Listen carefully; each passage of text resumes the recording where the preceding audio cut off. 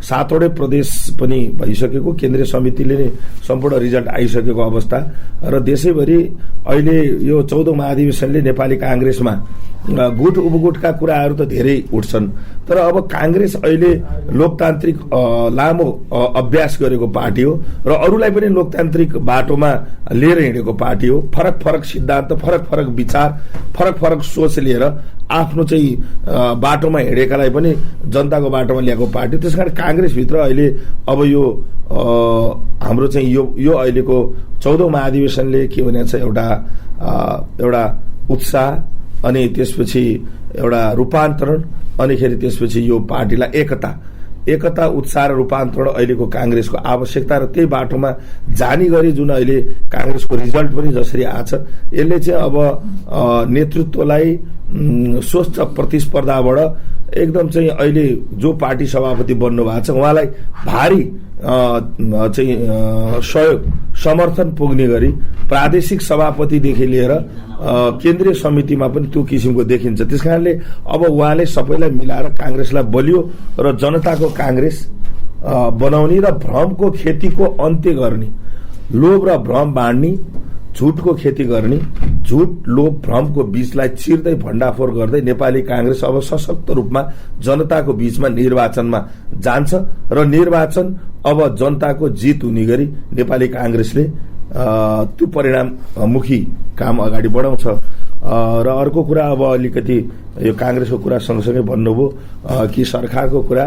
बागमती प्रदेश सरकार अहिले साँच्चीकै संविधान रक्षाको लागि, देशकै सरकार संघीय लोकतान्त्रिक गणतन्त्रको रक्षाको लागि, संविधान रक्षाको लागि यो अहिले गठबन्धन भएको हो। यो हाम्रो यो बाध्यता होइन, आवश्यकताको सिद्धान्तले संविधानलाई रक्षा गर्न, व्यवस्थालाई स्थायित्व दिन, थप चाहिँ के छ भने भोलि चाहिँ के छ भने व्यवस्थाकै लागि क्रान्ति गर्न नपरोस् भनेर यो किसिमको एउटा गठबन्धन भएको छ। अब प्रदेशमा सरकारले पूर्णता पाउने कुरामा मन्त्रीमण्डल संविधानले तोकेको अनुसारको मन्त्रीमण्डल बन्छ। त्यसले चाहिँ अब के छ भने सरकारले विशेष गरी यो चाहिँ के छ भने अलिकति गरिबमुखी, गाउँमुखी र रिजल्ट चाहिँ भनौँ न त्यो काममुखी, त्यो किसिमको चाहिँ एउटा रिजल्ट दिन्छ। कुरा धेरै, अब चाहिँ सुखी नेपाली, समृद्ध नेपाल भन्ने, कुरा धेरै गर्ने, काम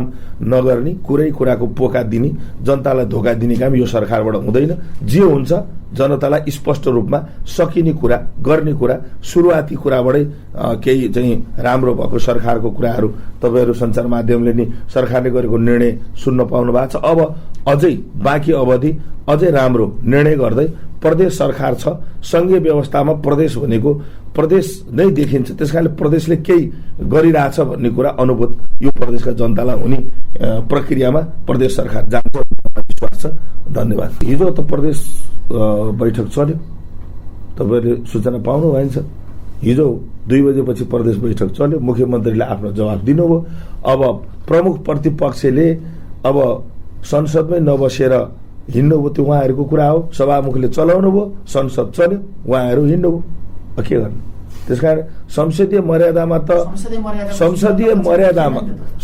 मर्यादामा तपाईको के छ भने मुख्यमन्त्रीको जवाफ माग्ने, अनि मुख्यमन्त्री जवाफ दिन खोज्दाखेरि अनिखेरि चाहिँ के छ भने जवाफको लागि अनि समय सभामुखले 2 बजे पुनः बैठक राख्ने।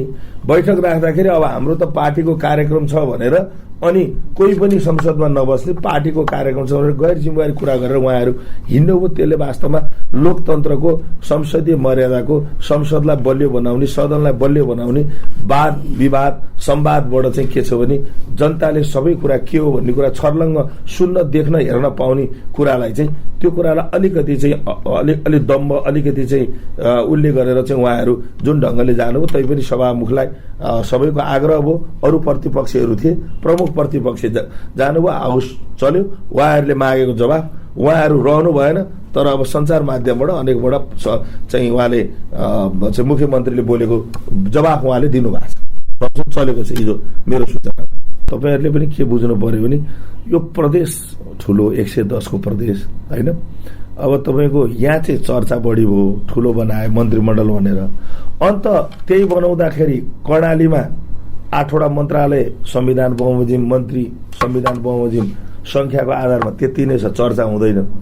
अब यहाँ ठुलो छ त मन्त्रीमण्डल ठुलो हो भनेर किन चर्चा गर्नु पर्यो? आखिर कर्णालीले पनि संविधान बमोजिम बनाएछ, उसको जति संख्याको त्यो आधारमा बनाएछ। हामीले पनि संविधान बमोजिम अब एकचोटि सांसद भएकाले संविधान बमोजिम मन्त्रीमण्डल हुँदा अलिकति चाहिँ के छ भने सबैलाई कामको बाँडफाँड गरियो र चाहिँ अलिकति चाहिँ सबैलाई चाहिँ अब गठबन्धनको संस्कार छ, हेर्दाखेरि अलिकति हेर्दा अलि ठुलो मन्त्रीमण्डल भयो कि भन्ने कुरा चाहिँ हो। तर के छ भने कांग्रेसले अब धेरै लिन खोज्यो कि भन्ने कुरा होइन। कांग्रेस चाहिँ अब अहिले भएको गठबन्धनमा कांग्रेसको पनि उपस्थिति संसदमा अलि ठुलै छ। आफ्नो चाहिँ उपस्थितिको आधारमा र चाहिँ त्यो मन्त्रीमण्डल माग्दा त्यस्तो अस्वाभाविक छैन। त्यो एउटा सहमतिकै आधारमा लिएको, सहमतिकै आधारमा जाने हो। सबै कुरालाई उल्टाको छैन, हेर्नु उल्टाउन नि मिल्दैन। केही कुराहरू चाहिँ उल्टाको भन्दा पनि पहिलाको सरकारले गरेको अलिकति चाहिँ व्यथितिलाई सुल्टाको राम्रो बनाएको, उल्टाको होइन, सुल्टाको राम्रो बनाएको। त्यसलाई चाहिँ के छ भने हिजो व्यथिति ढङ्गले जे पनि गरेको चाहिँ जे पनि गरेर कार्यकर्ता भर्ती केन्द्र जस्तो अनि जनताको पसिनाबाट आएको राजस्वलाई कार्यकर्ता पाल्ने भर्ती केन्द्र जस्तो चाहिँ विभिन्न नियुक्ति अनावश्यक चाहिँ के छ भने नियुक्तिहरूलाई कसरी कन्ट्रोल गर्न सकिन्छ, अनावश्यक खर्चलाई कसरी कन्ट्रोल गर्न सकिन्छ, हिजो भएको व्यथितिलाई कसरी थितिमा ल्याउन सकिन्छ भन्ने मात्रै हो। त्यो त तपाईँको विगतमा शेरबहादुर देउवाले चाहिँ को सरकारले निर्णय गरेको 65 वर्षलाई चाहिँ के अरे उमेर पुगेकोलाई भत्ता दिने, त्यसपछि चाहिँ के छ भने तपाईँको चाहिँ त्यो विभिन्न चाहिँ त्यस्तो चाहिँ अलिकति चाहिँ दीर्घरोगीहरूलाई चाहिँ रकम दिने भनेर गरे निर्णय त्यो गलत थियो र? मान्छेको नेपालीको सरदर उमेर 70 वर्ष भनेर चाहिँ हाम्रो चाहिँ के अरे चाहिँ उसले भन्ने अहिले नेपालीको सरदर उमेर कति, सरदर चाहिँ बाँच्ने भनौँ न, नेपालीहरूको सरदर चाहिँ आयु चाहिँ 70-71 भनेर चाहिँ भनेको छ अहिले हाम्रो स्वास्थ्य उसले। भनेपछि 65 मा भत्ता दिने गलत हो त? कमसेकम 70-71 हो भने 5 वर्ष चाहिँ कमसेकम त्यसले चाहिँ एउटा चाहिँ ज्येष्ठ नागरिक भत्ता पाओस् भन्दा त्यो बेलामा किन उल्टाइयो? त्यो गलत थिएन नि त, ठिक थियो नि त। अनि दीर्घ रोगीहरूलाई चाहिँ 5000 सम्म दिने भनेर चाहिँ भनेको थियो, त्यो गलत थिएन नि त। गरिबलाई दीर्घ रोगीलाई दिने भन्ने कुरा त्यो बेलामा उल्टाइयो नि, त्यो चाहिँ सुल्टो कुरालाई उल्टाइयो। हामीले चाहिँ उल्टो कुरालाई सुल्टो बनाउन केही प्रदेश सरकारले गरेका विगतका कमी कमजोरीलाई सच्याएर ठिक बनाएर लान खोज्या हो। त्यो चाहिँ पुरै प्रदेश सरकारले गरेका हिजोका राम्रा कुरालाई ठिक कुरालाई चाहिँ के छ भने उल्टाउने काम, ठिक कुरालाई चाहिँ त्यसलाई चाहिँ के अरे चाहिँ बजेट नराख्ने काम भएको छैन।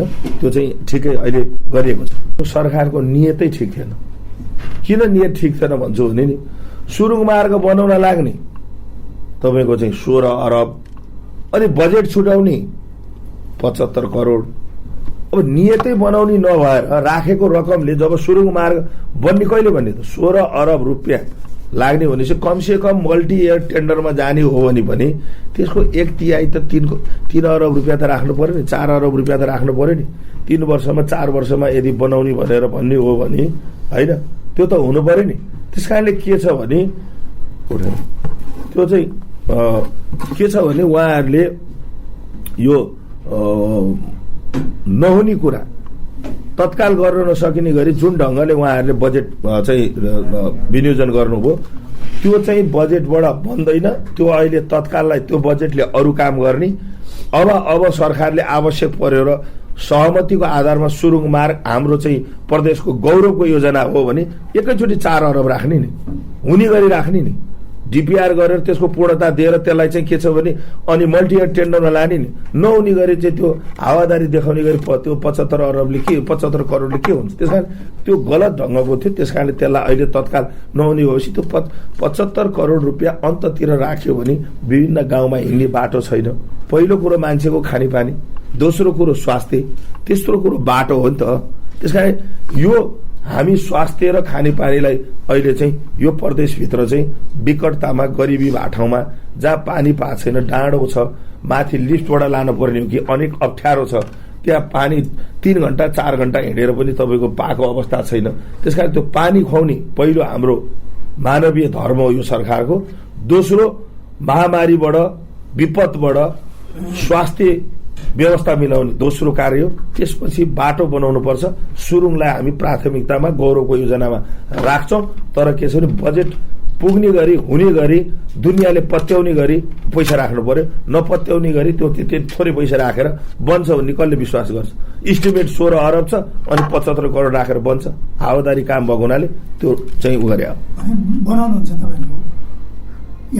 अब प्रदेश सरकारले संसदका अधिकतम साथीहरूले यो प्रदेशको गौरवको योजना हो, यसलाई चाहिँ बनाउनु पर्छ, अनिवार्य छ, आवश्यक छ भने बन्छ, नबन्ने कुरै भएन नि।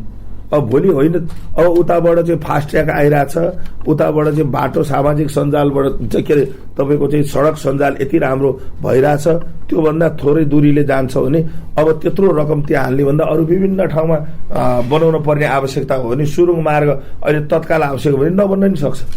त्यसकारण आवश्यकताको सिद्धान्तमा यो प्रदेशको गौरवको योजनाको आधारमा त्यसको मापदण्ड बनाएर त्यसको चाहिँ प्राथमिकता क्रममा हेरेर अनिवार्य र आवश्यक पर्यो भने बन्छ, नत्र भने नबन्न सक्छ। तपाईँको चाहिँ के छ भने मलाई लाग्छ अहिले गाडी खरिदमा 7-8 करोड पनि पैसा खर्च हुँदैन। अब चाहिँ तपाईँको खर्च हुन्छ भनेर तपाईँको चाहिँ काम गर्नलाई अब मन्त्रीहरूले चाहिँ 13 जिल्लामा स्थानीय तपाईँको सरकार स्थानीय पालिका 119 छ।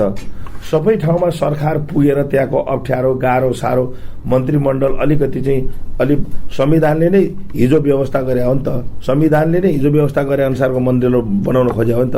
अब तपाईँको घर बनाउनलाई खर्च 2 करोड लाग्छ भनेर प्रिफ्याबको घरमा बस्नुहुन्छ भने बस्नुहोस् न, त्यो घर कति दिन ठिक छ।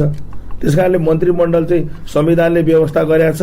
अनिखेरि चाहिँ अहिले वान टाइमको लागि गाडी किन्नु पर्ला 5-7 करोड खर्च हुन्छ, त्योभन्दा बढी छैन। 18 करोड चाहिँ अलि बढी नै हो कुरा आएको, तर त्यो होइन।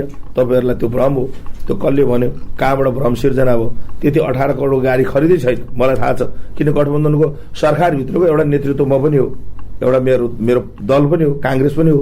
त्यसकारण त्यो छैन। त्यसकारणले के छ भने अब घर बनाउनलाई 1 करोड खर्च लाग्छ, जग्गा किन्नलाई 30 लाख लाग्छ भनेर अनि त्यो घरै नबनाउने जग्गै नकिन्ने एउटा व्यक्तिको कुरा गरेँ मैले। राज्यले पनि अब संरचना जनताको बीचबाट बनेको छ, मन्त्रीमण्डल यति बन्ने, यति चाहिँ 110 को प्रदेश सभा भनेपछि त्यो कुरालाई धेरै अहिले चाहिँ मलाई लाग्छ त्यो धेरै अहिले भएको मन्त्रीमण्डलले जनताको पक्षमा कति काम गर्यो कि गरेन त्यो तपाईँले हेर्ने, मूल्याङ्कन गर्ने, गुण र दोषको आधारमा तपाईँहरूले चाहिँ के अरे चाहिँ त्यसका कुरा राम्रो भए त्यसलाई राम्रो ढङ्गले लेख्नुहोस्, नराम्रो गरे सरकारले बेठिक गर्यो भने तपाईँहरू भने त स्वतन्त्र पत्रकारितातिर भण्डाफोर गर्नुहोस् न। नराम्रो गरेका कुरालाई नराम्रो लेख्नुहोस्, राम्रो गरेका कुरालाई राम्रो लेख्नुहोस्। त्यसकारणले अहिले त्यतिकै आत्तिहाल्नु पर्दैन। सहमति सरकार चलाउने कुरा, सरकार बनाउने कुराको सहमति भएकै छ माथिदेखि तलसम्म। त्यसकारणले के अवधिको कुरा अहिले चाहिँ मैले चाहिँ के छ भने सञ्चार माध्यमबाट अवधिमा कसले कसरी चलाउने भन्ने कुरा यो चाहिँ के छ भने हाम्रो यो दलीय व्यवस्थाभित्र यो तपाईँको त्यो 3टा दलको अहिले संयुक्त चाहिँ के अरे गठबन्धनको सरकार बनेको छ, सहमतिमा बनेको छ।